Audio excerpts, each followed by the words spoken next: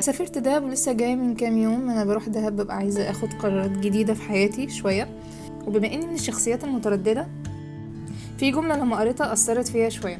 If you want to do something then do it now. Life is short and you never know if you will get that chance to do it. ساعتها فكرت ان انا المفروض فعلا الحاجه اللي انا عايزه اعملها دلوقتي، even ان انا بقى هتعجبني بعد كده ان انا استمر فيها ولا لا، او ان انا هوقفها، بس على الاقل اكون بداتها وجربتها. بعدين طلعت بقى مكان الكورس، طبعا كنت متاخره عليهم. قعدت بقى اتفرج، لازم اقعد ابص على كل حاجه، كل واحد عنده ورك سبيس بتاعته، ودي حاجه بجد من الحاجات اللي انا حبيتها جدا. الجو حلو قوي بجد، شمس كده ودافي.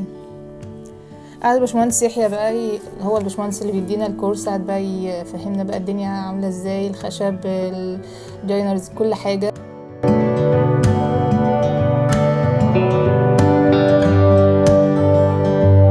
مقدرش اقعد غير لما افرك. قعدت ابص على كل حاجه. بعد كده طبعا كل حاجه عمليه، جربوا كل حاجه، تبصي بايدك كده تفكيها وتركبيها مره تانية. دي حاجه انا بحبها قوي، اصلا بحب حاجات الفك والتركيب دي. زحلق كان اسهل بقى احط المسمارين دول بيشتغلوا زي كلام، الراس مش قادره تعدي. بدأت بقى ان احنا نعمل حاجات بنفسنا. دي اول مره ان انا امسك خشب كده واقعد اعلم عليه بقى زي الاسطوات. عجبني قوي الموضوع ده، بس طبعا جيت امسك المنشار زي ما هم علموني، ما عرفتش اعمل اي حاجه. كنت فاكره الموضوع عبيط. بعد كده ندهت الباشمهندس يحيى بقى كده وقلت له ان انا يعني الحقني، فقعد بقى يوريني ان واحده واحده ان انا المفروض اعمل ايه وكده. والحمد لله الدنيا كانت لطيفه يعني. اضطريت استاذن بدري طبعا عشان كان عندي دكتور اسنان، يا دوبك رحت له وروحت البيت. بعد كده كنت هلكانه جدا.